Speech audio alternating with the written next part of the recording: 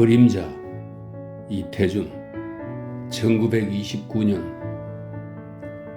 추석은 내일이나 달은 내일 밤에 뜰 달이 내라는 듯이 지금도 대낮같이 밝은 밤이다.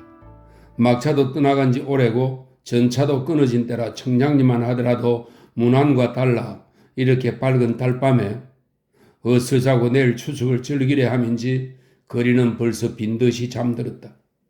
고요한 달날의 고요한 밤길이다. 그러나 이렇게 고요하고 아름다운 달밤에 나뭇잎들은 가지에서 흩어지는 슬픔도 있다. 이것을 자지 않고 길 위에서 굴리고 있는 심술궂은 바람도 있다. 나는 홀로 멀리 희미한 윤곽만 떠있는 동대문을 바라보며 조그마한 생각 하나, 아무 쓸데없는 지나간 일 하나를 추억하면서 이 길을 걸어간다. 내가 그를 첫 번 만나보기는 지금으로부터 4, 5년 전 어느 비 내리는 여름날 밤에 몇몇 친구와 같이 맹을관 본점에서다.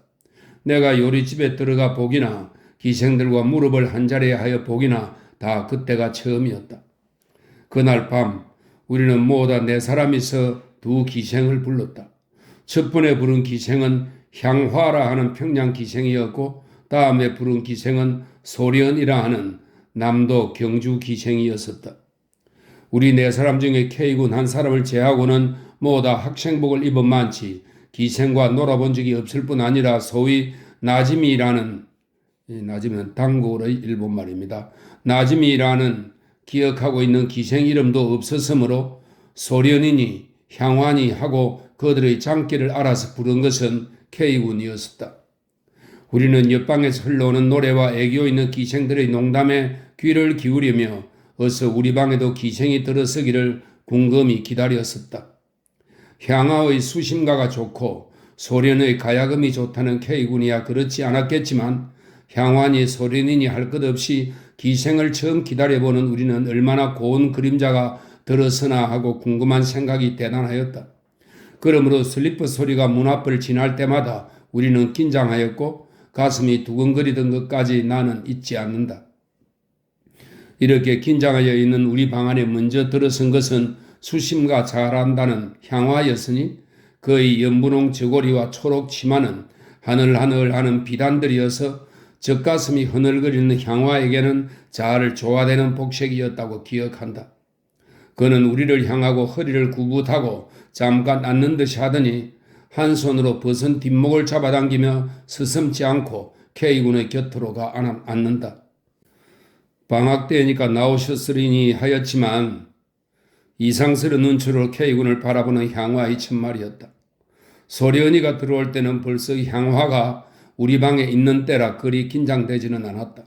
살무시 미닫이를 닫고 그 자리에 도사리고 앉아 조심조심하여 좌중을 돌아가며 목려하는 소련의 태도는 범절이 숙달한 향화를 보아 너무 어색한 곳이 있어 보였다.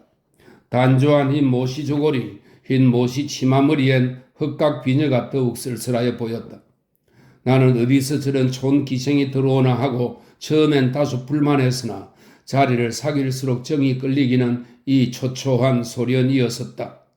이 초초는 간소하고 소박하다는 뜻입니다. 향화는 얼마 가지 않아 그 음란하고 천박한 품이 드러났다.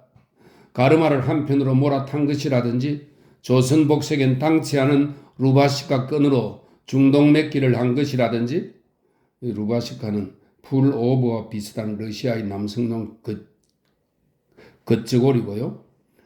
중동맥기는 처마가 거치적거리지 않도록 위에 매는 끈, 중동끈의 북한말입니다.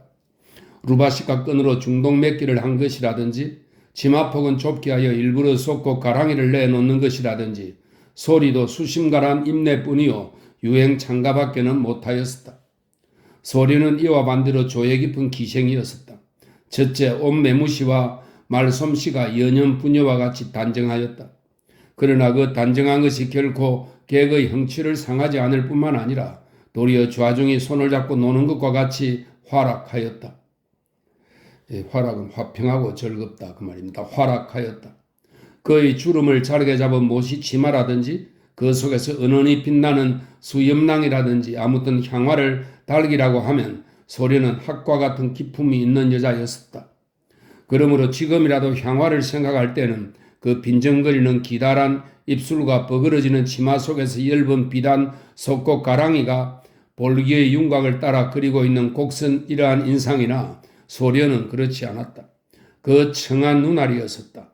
청한 그 맑은 눈 이 말입니다. 그 청한 눈알이었었다. 이료 학교에서나 이료 학교는 교회 학교를 말하죠. 이료 학교에서나 볼 수 있는 천진한 소녀와 같은 그 천진한 눈알이었었다. 또 그의 흥취 깊은 남도 소리와 능란한 가야금은 나 같은 스승으로서 감히 평할 바 아니라고 생각한다. 아무튼 그날 저녁에 그 구슬픈 소련의 가야금은 행인지 불행인지 오늘 내가 이 글을 초하게 된 인연이었다고 할 수 있는 것이다. 그 구슬픈 가야금 소리, 지금도 그때 소련의 눈물 젖은 눈초리가 눈앞에 사라지지 않는 것이다. 한 무릎에 가야금 머리를 뉘어놓고 아미를 수그리고, 아미는 아름다운 눈썹입니다. 아미를 수그리고 타낼 때 귀로 듣는 노래뿐이 아니라 줄과 줄 위에서 강둥강둥 춤을 춘다. 찌긋찌긋 미끄러도지는 그 열 손가락에 노는 재주도 바라보는 흥미가 깊었었다. 그러나 노래는 슬펐었다. 줄도 울고 사람도 우는 무슨 한 있는 노래였었다. 노래하는 소련이 제가 슬픈 사람이었었다. 가야금을 물려놓을 때 그의 손은 눈으로 먼저 올라갔다. 눈물 고인 눈초리를 보이지 않으려 그는 웃어보기까지 하였으나 지어 웃는 웃음이니 창밖에 빗소리만 높을 뿐이요 좌중은 다같이 침묵하였었다. 왜 어디가 불편하시오? 하고 K군이 물었으나 소련은 자기 신세 타령이나 펴놓을 것이 아닌 것을 잘 알고 있었다. 나도 슬펐었다. 아마 그날 저녁에 소련이 자기 이외에 제일 슬퍼한 사람은 나였을 것이다. 나도 슬픈 사람이었기 때문이다. 사실 그날 저녁에 명월관에 모인 것도 K군의 주선으로 그때 나의 서름을 위로해 주리는 노름이었었다. 소련의 눈물과 나의 눈물이 사정에 있어서는 비록 다르다 할지라도 남이 다 즐거이 사는 세상에 우리만 슬픈 사정을 가지고 울기는 마찬가지였었다. 나는 옛날 시인 백낙천의 비파행을 생각하면서 새로운 슬픔과 동정으로 소련의 애달픈 노래를 다시 한 곡도 청하였다. 그는 사양함이 없이 가야금을 들어 안았었다. 나는 나중에 소련의 소복한 이유를 물으니 지난 3월에 돌아간 양모의 거상이라 하였다. 친부모는 계시냐고 다시 물었으나 그는 머뭇거리며 얼른 대답하지 않다가 다 없으셨어요. 왜 선생님은 유쾌하게 놀지 않으시고? 하면서 향화가 치던 장고를 빼서 안았다. 시간이 지나 소리는 하지 못하고 이야기판이 벌어졌을 때 감상적인 학생들의 노름이라 이러한 자리에서 사랑 이야기가 일어난 것도 그리 이상스러운 일은 아니었었다. 뭘? 나는 사람이 제일이야. 당사자 하나만 마음에 들면 하는 향화의 말에 그렇지도 않아. 만나는 날 서로 껴안고 죽고 만다면 고만이지만 사람 잘난 것 고르는 것부터 오래 살려는 것 아니야. 단 하루를 살더라도 돈이 있어야지. 우리가 이렇게 매일 저녁 여러 손님을 모시고 놀 때 저 어른이면 하는 손님이 없는 것은 아니나 결국 돈 때문이 아니야. 소리는 이 말을 하면서 K군의 담뱃불을 붙이고 있는 것을 볼 때 나는 가벼운 질투가 일어나는 것도 기억한다. 그러나 소련이와 나 사이에는 시선이 부딪힐 때마다 단순히 눈과 눈이 보는 것이 아니요 마음과 마음이 서로 의지해 보려 눌러도 보고 기대어도 보는 것 같았다. 이렇게 벌써부터 그와 나 사이에는 남 모르게 소통하는 무엇이 있어 내가 청하는 것이면 무엇이고 되리라는 자신이 생겼던 것이다. 그러다가 소련은 모두가 주의하지 않는 틈을 타서 걸려있는 양복에서 만년필을 하나 뽑아 선생님 이런 글자 아세요? 하고 내 손바닥을 자기 무릎으로 이끌어갔다. 그가 쓰는 글자는 한자가 아니었었다. 나는 나의 손바닥에서 서린동 모모 번지라 읽을 수 있었던 것이다. 나는 그 이튿날 아침 서린동 모모 번지를 찾아 나섰다.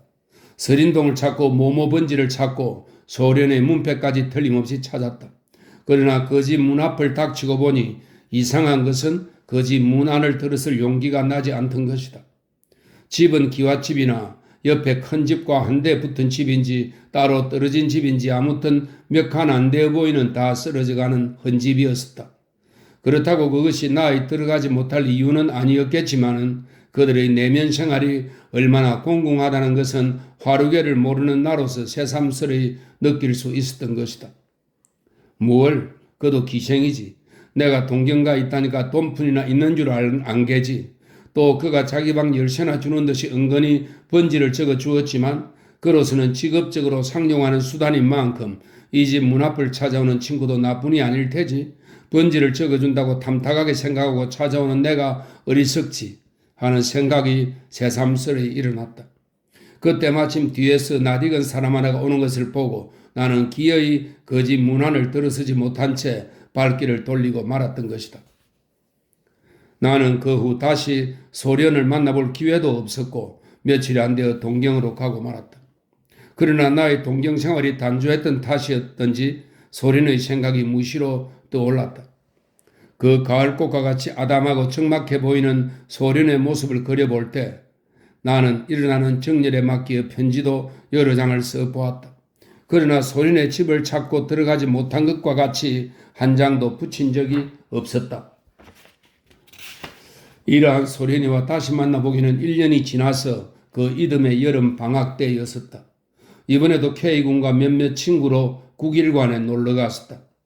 그날 밤에 소련을 부른 것은 나 자신이었고 소련의 가야금이나 들으려는 평범한 손님이 아니었던 것은 소련을 부르고 나서 나의 가슴이 울렁거리던 것과 문 앞에 누가 오는 듯 할 때마다 내 얼굴이 화끈 달아올랐던 것으로도 알 수 있을 것이다. 뒤에도 알려니와 나의 첫사랑의 대상이 이 소련이었던 것을 미리 말하여 둔다. 아, 첫사랑. 소련이도 나에게 그러하였다. 철도 나기 전부터 애욕의 눈이 붉은 그 많은 남자들과 밤낮을 교접해 오는 그로도 완전히 자기 의욕에서 사랑이라고 할 만한 사랑은 나에게 처음 품었던 것이다. 그도 꿈에 본 듯한 나를 1년 동안이나 잊지 않았다. 노름에 불려올 때마다 내가 잊지 않나 하고 은근히 찾아왔다. 첫사랑이 아니고야 서로 찾고 있던 사람이 아니고야 어찌 그같이 긴장된 시선으로 마주볼 수가 있었을 것인가. 그가 우리 방에 들어서 좌중을 돌아보다 그의 시선이 나에게 머무르던 순간 그의 의식과 나의 의식이 서로 폭발되는 순간 나는 일찍이 이와 같은 뜨거운 순간을 체험한 적이 없었다. 나는 무안하여 얼른 밖으로 나왔다. 얼굴을 식히려 밤하늘을 바라보고 섰을 때 등 뒤에서 언제 나오셨어요? 하는 소리가 있었다. 그는 소련이었다. 그 후 소련이와 나 사이에는 남 모르는 상종이 빈번하여졌다. 내가 돈 없는 탓에 남과 같이 버젓이 보고 싶은 대로 요리점에서 불러보지 못하고 삼청동 막바지에 있는 주인집에서 밤 2시, 3시까지 그를 기다렸던 것이다. 그때만 하더라도 소리는 자유스러운 몸이 아니었었다. 양모가 돌아간 후 셋집 살림살이에 빚만 늘어가고 하여 서린동 집을 내어놓고 새로 빚을 쓰고 포주의 집으로 들어간 때이다. 그러므로 가기 싫은 노름에도 가야 하고 만나고 싶은 사람이라도 돈을 받아오지 못하는 곳에는 갈 수가 없는 메인 몸이 되었다. 그러나 요리집에서 2시, 3시에 파해가지고도 소격동을 넘어 인력도 들어오지 못하는 그 어둡고 좁은 삼청동 막바지를 비가 오나 바람이 부나 자지 않고 기다리고 있는 나에게 실망을 준 날은 없었다. 또 밤 깊도록 여러 손님에게 시달리고 온몸이건만 하룻밤을 나에게서 편히 쉬어본 적이 없었다. 그는 늦어도 4시까지는 포주의 집으로 돌아가야 하는 것이요.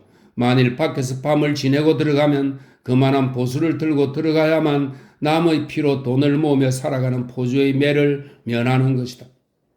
이러한 소련의 신세이므로 그가 나에게서 밤을 샌 적은 없었으나 시간비는 적은데다 시간비는 기생이 나가서 활동하는 시간에 따라 포주에게 내는 비용입니다.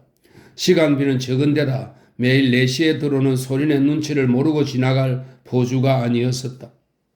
하루는 해도 지기 전인데 나의 방문 앞에 여화 한 켤레가 놓여 있었다.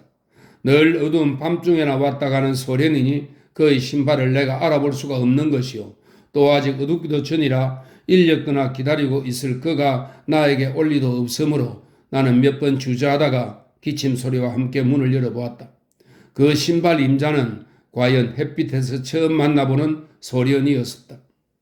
그러나 그는 자리를 펴고 누웠었고 내가 들어가 앉자마자 그의 울어서 부숭부숭한 두 눈에선 새로운 눈물이 걷잡을 새 없이 쏟아져 나왔다. 한편 눈두덩엔 시퍼렇게 멍이 들었을 뿐만 아니라 머리채를 끄들려 머릿속이 온통 부어오르고 전신이 불덩어리같이 달아 입에서 당김이 확확 끼쳐 나왔다. 그도 하는 말이 없었고 나도 묻지 않았다. 방 안이 어두워올 때까지 우리는 말없이 울었을 뿐이다. 나는 소련이가 명월관에서 하던 말을 생각하지 않을 수 없었다. 그렇게 목이 말라 애쓰는 것을 보면서도 과일 한 개 내 손으로 권하지 못한 것이 오늘도 생각하면 가슴 아픈 일이다. 그러나 소련은 자기 옆에 내가 있어 간호해 주는 것과 내일은 내일이라 하더라도 그날 저녁 하루만은 시간에 몰림 없이 마음 놓고 나와 같이 지내는 것을 무한히 좋아하는 것 같았다. 그러나 어찌 내일을 생각하지 않을 수 있으랴. 밤이 깊어가면 깊어갈수록 닥쳐오는 내일은 이 무력한 두 사랑의 포로를 시시각각으로 위협했던 것이다. 그러나 어찌하랴. 소련이 자신만 하더라도 아직도 4, 5개월은 포주에게 있어야 할 빚진 몸이요. 나의 졸업이라야 그 이듬해 봄에 할 수 있으나 실업당면과는 달라 취직이나 날래 대련이 믿을 수가 있으랴. 그러나 이것을 믿지 않고는 하루라도 더 살아갈 수 없는 우리였었다. 그렇다. 소련은 나를 믿었다. 나의 사랑을 믿고 나의 힘을 믿었다. 나도 나를 믿었다. 남이 나를 믿고 바라듯이 나도 나를 믿고 바랐었다. 오늘 와서 생각하면 나의 사랑으로는 나의 힘으로는 도저히 그에게 줄 수 없는 것을 호기 있게 약속하였고 선언하였던 것이다. 그리하여 소련은 그동안 인천 같은 곳으로 가서 새로 포주를 정하고 빚을 얻어 지금 포주의 남은 빚을 갚고 내가 취직하여 제빵살이라도 할 수 있는 날까지는 인천에서 지내기로 언약하였다. 이와 같이 우리도 옛 사람의 말과 같이 하룻밤에 만리성을 쌓아 보았었다. 나는 밝을 역에 잠시라도 눈을 붙여 보았으나 소련은 그저 원수의 권연으로 밤을 새웠다. 조반이라도 밥 한 상을 둘이서도 남기고 밥에 취하고 잠에 취하여 다시 누워 있을 때였다. 누군지 여인의 목소리로 나를 찾는 이가 있었다. 소련이가 목소리를 듣고 같이 있는 기생이 찾아온 것 같다고 하였다. 밖에 나가본 적 과연 귀신 같은 여자 하나가 4, 5세 된 계집애를 다리고 서 있었다. 나는 물을 것도 없이 내 방으로 인도하였다. 아이 언니 어떻게 왔소? 전연이 다 오고 아줌은 죽었을까봐 왔니? 몹시 다친 데나 없어? 그런 죽일 놈의 할미. 손님은 다시 나에게 동생이 이렇게 와 폐를 끼쳐서 기생다운 익숙한 말솜씨로 방안을 한번 휘 둘러보더니 소련의 손을 잡으며 마주 앉았다. 그들은 한참 동안이나 다른 말이 없이 내 서름, 너 서름 다 같다는 듯이 자기네가 빨아가는 담배 연기만 물끄러미 바라보고 앉아 있었다. 참 인사하셔요. 같이 있는 우리 언니예요. 소련은 그제야 명옥이라는 그 기생을 나에게 소개하여 주고 내가 명옥이와 이야기하는 동안 자기는 명옥의 딸이라는 계집애와 묵으라고 중얼거리고 있었다. 계집애는 별로 말이 없고 고개만 끄덕끄덕하고 앉았던 것이 오늘 새삼스럽게 생각난다. 명옥이도 소련이와 같이 남도 기생으로 소련이와 알기는 같이 있기 전부터 노름에서 가끔 만나 형아 아우야 하고 지내던 터라 하며 포주치고 안 그런 사람이 어디에 있겠느냐고 나이 많은 만큼 세상 풍파에 속이 터질 대로 터진 계집이었었다. 돌뿌리 차면 내 발만 아팠지. 어서 이따 인력거라도 타고 내려와. 누웠더라도 집에 와 누워야지. 명옥이는 온지 1시간도 못 되어 일었었다. 그러나 따라온 계집애는 소련의 손을 잡고 어리광만 부리고 갈 생각은 하지 않았다. 어서 너희 엄마 따라가. 아주머니 이따 갈게. 이년은 저희 엄마보다 나를 더 좋아해. 내가 밖에 나와 손님을 보내고 들어가니 소리는 자리에 누운 채 방긋이 웃으며 나의 손을 이끌어 자기 이마 위에 갖다 대었다. 열은 이전 없지요? 퍽 고나실 텐데 여기 누워 한잠 주무세요. 내 자장자장 해줄게.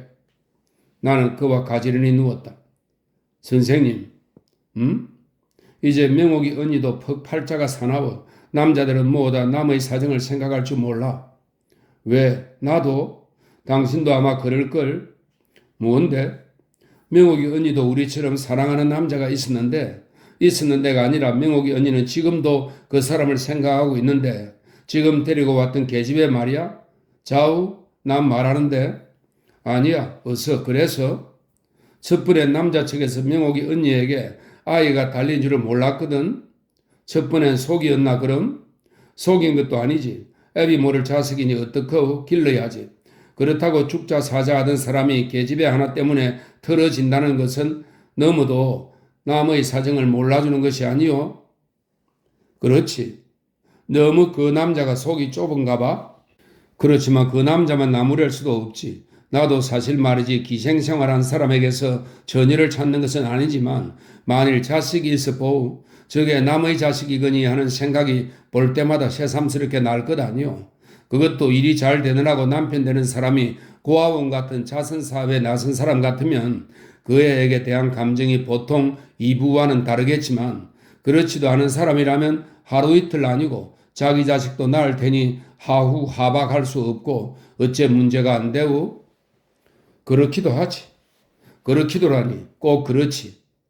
요새 세상에 더구나 젊은 사람으로 그런 것을 문제 삼지 않을 만한 군자가 어디에 있어? 서울도 고아원이 있나? 있지 아마. 여기까지 와서 나는 남의 일인 만큼 대수롭지 않게 알아 그만 잠이 들고 말았다. 소린이는 그날 저녁 때 천근같이 무거운 몸을 포주의 집으로 이끌고 내려갔다. 그 고르지도 못한 언덕길을 타박타박 내려가는 소린의 뒷모양을 바라볼 때 나의 눈에 설명하기 어려운 눈물이 핑 싸고 돌았다. 그러나 그는 벌써 나의 아내로 거리에 잠깐 볼 일이 있어 곧 다녀오마 하고 나가는 것 같았다. 한참 가다 한 번씩 돌아서는 그와 멀리서 나는 바라보며 진심으로부터 행복스러운 웃음을 그에게 보내주었다. 서러운 매를 맞고 화풀이 삼아 하소연 삼아 이렇게 처음으로 나와 같이 하룻밤을 지내고 간 소련이 그는 과연 나에게서 얼마만한 위안을 얻고 갔던가. 선생님, 만일 내 가슴속에 당신의 그림자가 없었던들 나는 벌써 이 땅 위에서 떠난 지가 오랄 것입니다. 그는 한 손으로 눈물을 씻으며 한 손으론 옆에 누운 나의 굵은 손목을 부르르 떨면서 붙들었었다. 나는 그를 위로하였었다. 아니 위로에 그치지 않고 나는 그가 나의 앞에서 눈물 흘리는 약자라 하여 그가 나를 믿듯이 내가 나를 믿었고 그에게 주지도 못할 것을 모두 약속했던 것이다. 그러나 내일 다시 오마하고 간 소련은 3, 4일이 지나도록 오지 않다가 그에게서 편지 한 장이 들어왔다. 용서하십시오. 총총히 떠나는 길이라 뵙지도 못하고 왔습니다. 그러나 가까운 인천이니까 보시고 싶겠지만 제가 자리를 잡고 주소를 통기해 드릴 때까지는 기다리셔야 합니다. 이러한 사연이었었다. 그러나 소련이에게선 다시 소식이 끊어졌다. 날고기는 장정들이라도 제가끔 살 길을 찾기에 눈이 붉어 날뛰는 인천 같은 항구 바닥에서 아무리 경란은 있다 하여도 연연한 계집의 몸이라 새빨간 주먹으로 헤매는 정상이 보지 않아도 본 듯 하였다. 아침부터 진종일 방 안에서 어정거리다 그의 소식을 받지 못하고 해가 저물고 할 때 나의 궁금한 생각은 미칠 지경이었었다. 이렇게 지루한 날이 그대로 10여일이 지나가니 나에겐 추후 시험은 학기 시험을 치르지 못한 학생에게 보게 하던 시험입니다. 추후 시험 치르러 갈 날이 닥쳐오고 말았다. 아침차로 떠나려던 것은 저녁차로 미루고 저녁차로 떠나려던 것은 다시 아침차로 미루다가 기어이 그의 소식을 받지 못한 채 주인집에 나의 동경 주소를 적어두고는 할 일 없이 떠나가고 말았다. 동경에 가서도 두어 주일이나 지나가도록 그의 소식을 들을 길이 없다가 하루는 서울에 있는 K군에게서 뜻하지 않은 편지 한 장을 받았다. 이 편지였었다. 몸소리 끼치는 소린의 그 불길한 소식과 첫사랑에 열중하여 잊어버렸던 나의 모든 관념의식을 다시 활동시킨 경고는 몸소리 끼친 소린의 불길한 소식이란 이러하다. 소련이와 나와 같이 삼청동에 있던 날 명옥이가 따리고 왔던 계집아이는 명옥이 딸이 아니라 소련의 딸이었고 따라서 그들이 돌아간 뒤에 소련이가 나에게 한 이야기는 명옥의 것이 아니라 소련이 자신의 신세 타령이었었다. 만일 그때 자기의 딸인 것을 솔직하게 말하여 주었던들 나는 그처럼 고지고대로 무뚝뚝한 대답은 하지 않았을 것이요. 소련이도 그처럼 낭망하여 문제를 크게 잡아 비밀을 품지는 않았을 것이다. 딸아이를 독살하려던 혐의로 잡히었다는 간단한 신문기사 외에 더 자세한 소식을 얻을 수 없다는 K군의 편지만으로는 사건의 진상은 알 수 없으나 소련이가 달포가 지나도록 나에게 소식 없은 것만으로도 일이 저질러진 것만은 사실로 믿지 않을 수가 없었다. 또 K군의 이 편지가 잊어버렸던 나의 모든 관념의식을 다시 깨쳐주었다는 것은 이러하다. 나는 무서웠다. 살인하고 생각할 때 소름이 끼치었다. 만일 소련의 입으로부터 나와의 관계가 토설되는 날이면 나에게 미칠 혐의가 무서웠고 나는 처음으로 소련이를 미워할 수 있었다.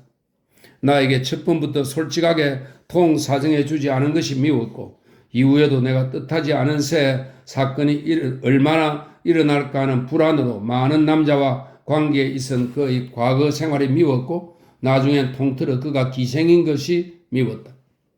솔직하게 말하자면 내가 그 전에 가을같이 소련이에게 대한 인상만으로 그를 그리워했을 것 같으면 그가 살인을 범하는 독부라 하더라도 나는 서슴지 않고 찾아갔었을 것이다. 그러나 이때 벌써 바닥이 드러나도록 소련의 고운 것이라고는 다 향락해 본 때였었다. 이와 같이 나의 정열이란 벌써 꺼지려는 촛불과 같이 흔들리고 있는 틈을 타서 뿌리 깊이 자라고 있던 얼음 같은 이지는 나의 전 의지력을 지배할 수 있었다. 그래도 처음에는 소련이에게 대한 다소의 의분과 내 욕심으로만 독단하려는 이지와의 서로 갈등이 나를 괴롭게 하지 않은 것은 아니었으나 흘러가는 세월은 나의 그 마음을 한자리에 두고 가지 않았다. 더구나 나의 가슴 속에 벌써 다른 여성의 그림자가 어른거리기 시작한 때에는 벌써 옛날에 지나간 한 로맨스로 친구들이 자기네 추억을 이야기할 때 나도 지나가버린 옛날의 한 추억으로 소련의 이야기를 그리 흥분도 하지 않고 이야기하였었다. 어떤 때는 소련의 웃는 얼굴과 어떤 때는 소련의 우는 얼굴을 우연히 만나보는 적이 없지 않으나 그것은 나의 실생활에 아무런 변동도 일으키지 못하는 깨면 그만인 꿈이었었다. 이렇게 1년이 지나가고 2년이 지나가는 동안 소련의 그림자는 꿈에 다니는 길이라도 천리만리로 멀어지고 말았다. 내가 삼청동에서 내일 다시 오겠다던 소련이와 흩어진 지도 어느 3년이 지나갔다. 내일은 추석이다. 오늘도 달이 밝다. 나는 지금 추석 쇠러 친정집으로 가는 아내를 청량리역까지 전속 나왔다 가는 길이다. 밤중에 가는 차라 타는 사람도 그리 많지는 않았으나 나는 아내의 바스켓을 들고 차가 아주 멈추기도 전에 뛰어 올랐다. 이리 기웃 저리 기웃하다 빈자리 하나를 발견하고 짐부터 갖다 놓았다. 그제야 착간에 들어선 아내를 데리고 와서 나도 그 자리에 같이 앉아 잠이 들면 지나치가기 쉽다는 것이며 급행이라고 급히 내려다가는 실수하기 쉽다는 것을 어린아이에게와 같이 설명하였다. 아내는 말없이 빙긋이 웃었다. 가까운 경성역에서 떠나오는 차이나 하루 종일 먼 길을 오다가 다시 계속하여 탄 사람들인지 벌써 곤히 잠든 사람도 많이 있었다. 우리 앞에도 젊은 부인 하나가 동생인지 딸인지 계집애 하나와 같이 곤히 잠들어 있었다. 장밑으로 붙여 세운 때 묻은 가방 위에 고개를 거북스럽게 틀어배고 그 편 팔은 힘없이 무릎 위에 늘어뜨리고 한편 팔로는 자기 옆구리에 기대고 자는 계집애의 어깨를 맥없이 끌어안았다. 그리고 곤히 숨소리를 내며 자고 있었다. 저렇게 하고 거북해서 잠이 올까? 하고 아내가 걱정스럽게 하는 말에 손수건으로 눈을 가리고 자는 그 부인의 얼굴을 나는 다시 한번 살펴보았다. 손수건에 덮여 겨우 코 아래로 입과 턱 밖에는 보이지 않는 얼굴이었으나 나는 그의 가는 입술이 어찌 낯익은지 몰랐다. 그 입술이 매우 낯익다 생각되는 순간에 준비하고 있었던 것처럼 선떡하고 나의 가슴을 찌르는 것이 있었다. 그 갸름한 턱 밑에서 깨알 만한 기미 하나를 찾아볼 수 있을 때 나는 그가 소련인 것을 더 의심하지 않았다. 이때 소련의 어깨 밑에 고개를 틀어박고 자던 계집아이가 눈을 떴다. 명옥이가 삼청동으로 데리고 왔던 소련의 딸이다. 몰라보게 컸으나 소련을 닮은 모습은 완연하다.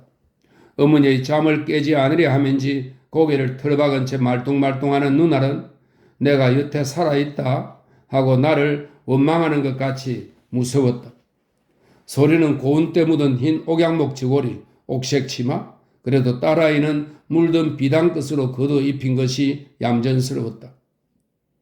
아내가 심상치 않은 내 눈치를 보고 아는 사람이에요? 하고 물었으나 나는 아무런 대답도 하지 않았다. 얼굴까지 소련을 타고 나온 계집애. 소련은 이제 늙어가더라도 젊은 소련이의 그 기구한 운명은 다시 그의 딸의 손목을 이끌고 나가는 것 같았다. 오늘 여기 앉아 남의 일같이 바라보고 척은해하는 내 자신이 저들이 오늘 이 모양에 이르게 한 간섭자였던 것을 깨달을 때 나는 소련이가 마저 잠을 깰까봐 무서웠다. 마침 호각 소리가 들려오기에 나는 허둥지둥 차를 내리고 만 것이다. 아, 소련이가 저기 간다. 어디로 갈까? 지금도 나를 찾아다니는 것이나 아닐까? 때가 여름과도 달라 원산으로 해수욕 갈 리도 없는 것이요. 삼방이나 서광사로 약물에 가는, 삼방은 함경남도 안병군에 있는 명성지고요. 다음에 서광사는 함경남도 안병군 설봉산의 절이고, 약물은 약수터 샘물입니다. 삼방이나 서광사로 약물에 가는 길도 아닐 것이다. 벌써 찬바람이 옷깃을 치는 이때 경원선 밤차에서 졸고 있는 것이 결코 유쾌한 여행일이라고는 생각할 수 없는 것이다. 푸파 소리와 함께 달빛 희미한 언덕 너머로 사라져가는 차를 바라볼 때 가엾은 소린이가 죽어서나 나가는 상의를 바라보듯 나는 울음이 복받쳐 나왔다. 이 세상엔 소린이와 같은 계집이 얼마나 많으며 또 나와 같은 사나이는 얼마나 많을까. 나는 오늘에 있어서도 나보다 약한 사람, 나보다 어리석은 사람, 그들에게 그들의 행복을 약속하며 그들의 장래를 보증하는 것이 아닌가? 과연 나에게 그만한 힘이 있는 것인가? 아, 소리는 얼마나 나를 원망할 것인가? 값싼 동정심이 많은 나의 아내라 앞에 앉은 소련이가 잠을 깨어 이런 말 저런 말 서로하여 가다가 소련의 신체도 물어서 알게 될는지도 모른다. 따라서 그가 그 후 어찌 되어 무사했는지, 어디서 어떻게 지내왔으며 지금은 어디로 가는 것과 그래도 나를 잊지 않고 있는지, 이제라도 나를 한번 만나보고 싶어 하는지 모든 것을 자세히 들을 수가 있을는지도 모른다. 그러나 무엇하랴. 내가 듣고 싶은 소식이면 아내가 그대로 전해줄 리가 없는 것이다. 또 오늘 소련이에게서 내가 들어 반가울 소식을 어찌 바라며 오늘 나에게 그를 위로할 만한 무슨 말이 있으랴. 어느 날 어느 곳에서 그가 나의 옷깃을 스치며 지나간들 내가 무엇으로 그의 걸음을 막을 수 있으랴. 모두가 한낱 그림자로다. 차는 지금 어디를 쉬었다 다시 떠나가는지 멀리 들판을 건너 뚜하고 한마디 울려왔다. 바람은 그저 자지 않고 길 위에 낙엽을 굴리고 있다.